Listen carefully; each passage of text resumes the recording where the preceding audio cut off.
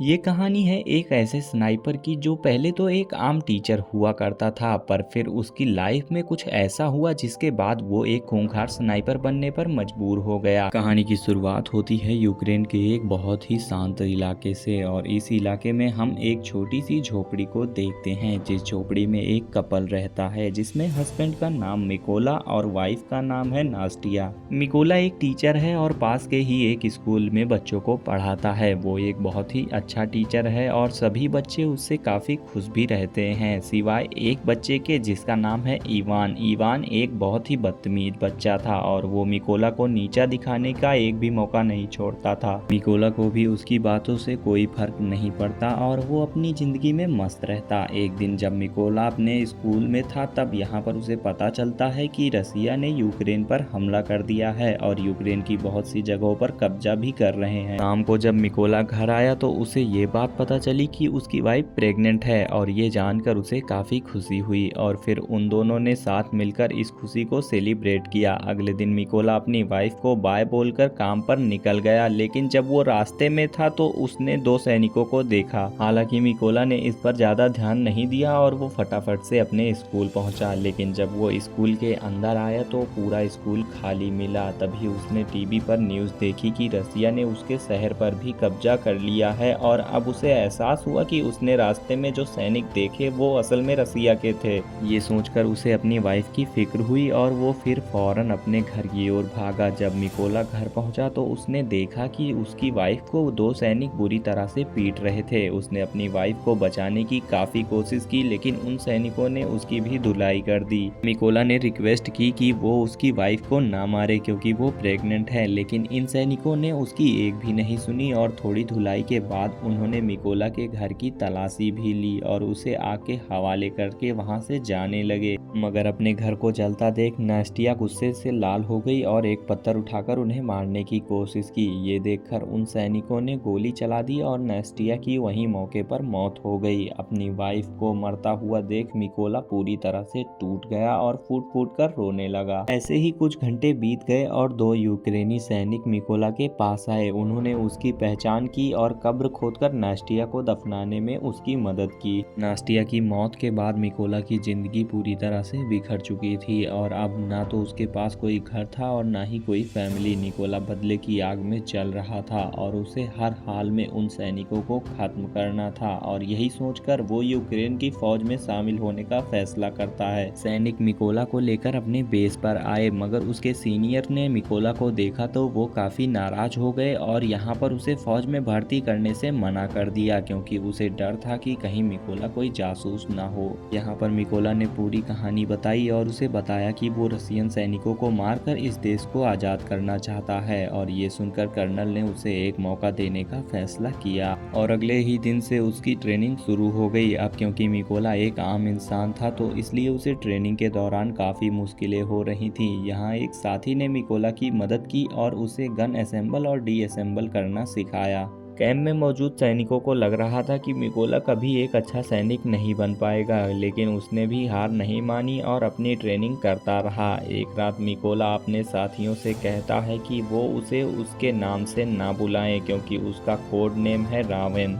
ये सुनकर सभी उस पर हंसने लगे और बताया कि किसी भी सोल्जर को कोड नेम इतनी आसानी से नहीं मिलता, बल्कि उसे कमाना पड़ता है। हालांकि मिकोला को इस बात से कोई फर्क नहीं पड़ता और वो अपनी ट्रेनिंग करता रहा। एक दिन यहाँ पर मिकोला का सीनियर सभी को बताता है कि हमारे ग्रुप में स्नाइपर की संख्या काफी कम है और हमें इस नंबर को बढ़ाना होगा ताकि हम रसियंस का मुकाबला कर सकें। यहाँ सीनियर सभी से पूछता है कि तुम में से कितने लोग स्नाइपर बनना चाहते हैं। ये सुनकर कुछ लोग आगे आते हैं और इन लोगों में से यहाँ पर मिकोला भी होता है, क्योंकि वो भी एक स्नाइपर बनना चाहता था। मिकोला को देखकर उसका सीनियर कहता है कि तुम अभी एक स्नाइपर बनने के लिए तैयार ही नहीं हो, तुम तो एक गन को असेंबल और डीअसेंबल भी नहीं कर पाते, तो स्नाइपर बनना तो बहुत दूर की बात है। इस पर मिकोला कहता है कि मुझे खुद को साबित करने के लिए सिर्फ एक मौका चाहिए और मैं ये काम 20 सेकंड के अंदर ही कर दूंगा। अब मिकोला आगे बढ़कर अपनी आंखों पर पट्टी बांधता है और अपने आप को साबित करने के लिए फटाफट से गन को असेंबल कर लेता है और यहाँ पर इस काम को करने के लिए उसे केवल 18 ही सेकंड लगते हैं। अब यहाँ पर मिकोला की फुर्ती को देखकर सभी उसे काफ़ी इम्प्रेस हो जाते हैं और उसके लिए तालियां भी बजाते हैं। उसकी काबिलियत के चलते उसे स्नाइपर ट्रेनिंग में शामिल कर लिया जाता है। ट्रेनिंग के दौरान मिकोला को एक पुराने मॉडल की गन पकड़ा दी जाती है, जबकि बाकी लोगों को मॉडल हथियार दिए जाते हैं। ये देखकर मिकोला भी बाकी लोगों की तरह मॉडर्न हथियार डिमांड करता है, जिस पर सीनियर कहता है कि अगर तुम्हें गन चाहिए तो तुम्हें खुद को साबित करना होगा।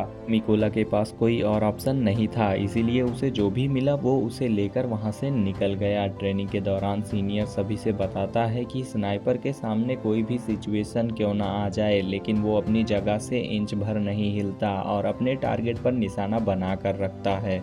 इसकी प्रैक्टिस के लिए सीनियर सभी के पास गोलियां चलाता है और जो भी स्नाइपर अपनी जगह से हिलता है उसे इस ट्रेनिंग से बाहर कर दिया जाता है। लेकिन जब मिकोला की बारी आती है तो वो अपनी जगह से जरा भी नहीं हिलता और अपना निशाना बनाकर रखता है। अगली ट्रेनिंग में स्नाइपर को उनका निशाना सिर्फ एक बार दिखाया जाता है और फिर उनकी आंखों को ढक दिया जाता है और उन्हें अंदाजा लगाकर टारगेट को शूट करना होता है। अब बाकी लोग तो इस ट्रेनिंग को पास कर लेते हैं, लेकिन इस टेस्ट में मिकोला फेल हो जाता है क्योंकि उसके पास जो बंदूक थी वो काफी पुरानी थी और उससे ये कारनामा कर पाना काफी मुश्किल था। अगली ट्रेनिंग में इन स्नाइपर्स के लिए और भी मुश्किल थी क्योंकि यहाँ पर इन्हें फ्लेयर की रोशनी में अपने टारगेट को शूट करना था और वो भी रात के अंधेरे में। यहाँ पर सीनियर अपनी फ्लेयर छोड़ता है और सभी निशाना लगाते हैं, लेकिन कोई भी टारगेट को हिट नहीं कर सका। यहाँ मिकोला ने गोली नहीं चलाई बल्कि फ्लेयर गन की रोशनी में उसने टारगेट की पूरी दूरी का अंदाजा लगाया और अपनी मैथ की नॉलेज का यूज करके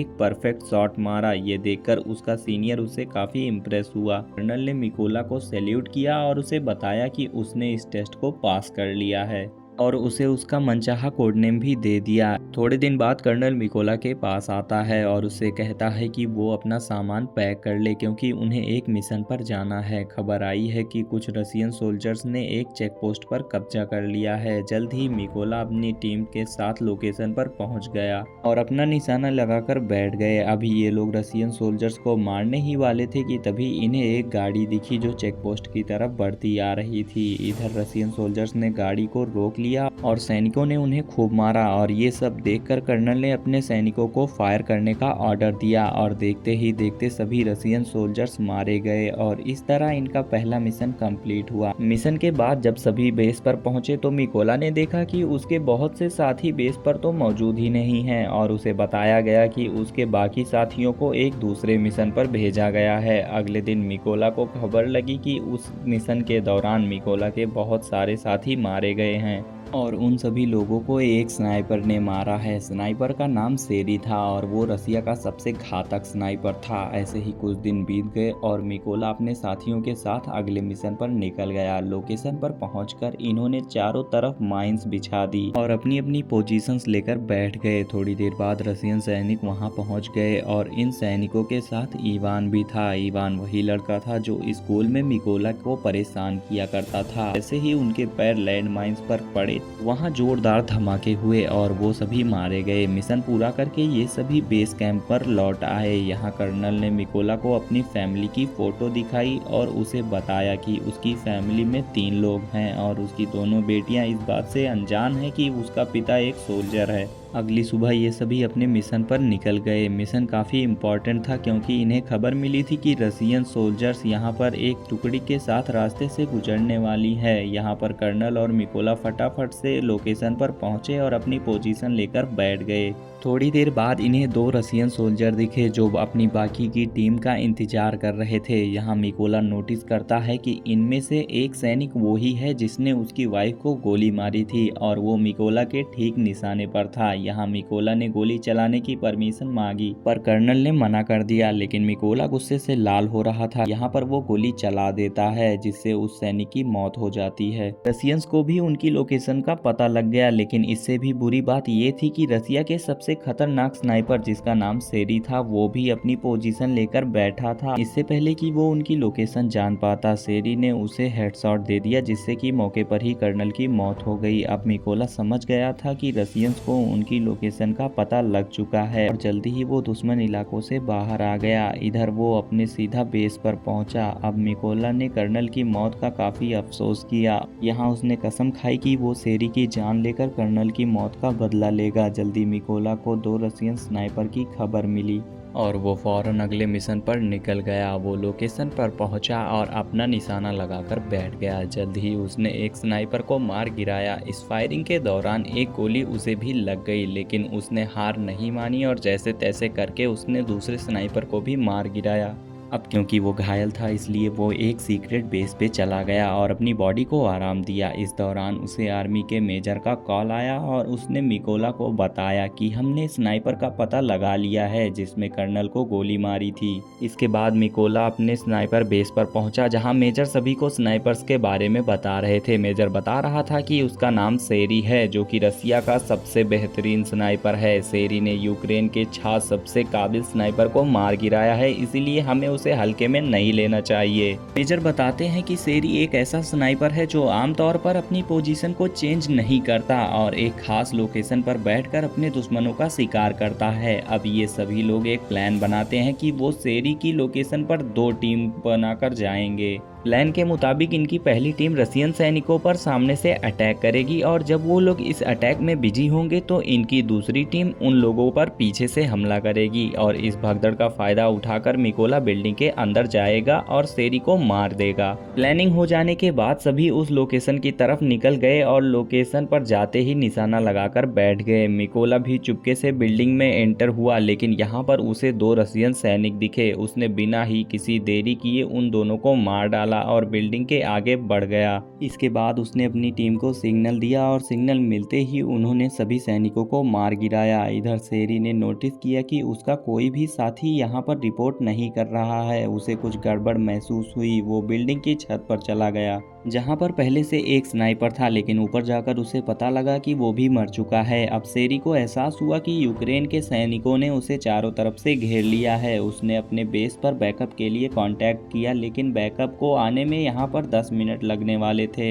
ये सुनकर वो फटाफट से अपनी पोजीशन पर आया और यूक्रेनी सैनिकों को ढूंढने लगा। तभी मिकोला ने उस पर हमला कर दिया और उसे चाकू से मार मार कर उसकी जान ले ली और मिकोला ने दूसरे स्नाइपर के अलर्ट होने से पहले ही उस पर ग्रेनेड फेंक दिया और वो मारा गया। इधर सेरी की भी बुलाई बैकअप टीम आ गई थी, लेकिन यहाँ पर उन्हें ये नहीं पता था कि सेरी मारा जा चुका है। इसीलिए उन्होंने सेरी को कॉल किया तो मिकोला ने उठाया और कहा कि तुम सभी मरने वाले हो। इतना कहकर उसने ड्राइवर को शूट कर दिया और इस वजह से उनमें अफरा तफरी मच गई। लेकिन वो इस बात से अनजान थे कि यूक्रेनी स्नाइपर्स उनकी फील्डिंग पहले से सेट करके बैठे थे। मिशन के थोड़े दिन बाद मिकोला अपनी वाइफ की कब्र पर गया क्योंकि उसने अपना वादा पूरा किया जो उसने अपनी वाइफ को किया था और यहाँ पर उसने हर एक आदमी को मार दिया जिसने उसकी वाइफ को मारा था और यहाँ पर उसने कसम खाई कि वो अपनी आखिरी सांस तक अपने देश की रक्षा करेगा और यहीं पर ये कहानी खत्म हो जाती है। मिकोला के बदले की कहानी आप सभी को कैसे लगी और आप सभी को वीडियो अगर पसंद आई हो तो वीडियो को लाइक करके चैनल को सब्सक्राइब करके बेल आइकन को ऑन कर लीजिए ताकि हम आपस में जुड़े रहें और ऐसी ही रोमांचक कहानियों के साथ मिलते हैं नेक्स्ट वीडियो में।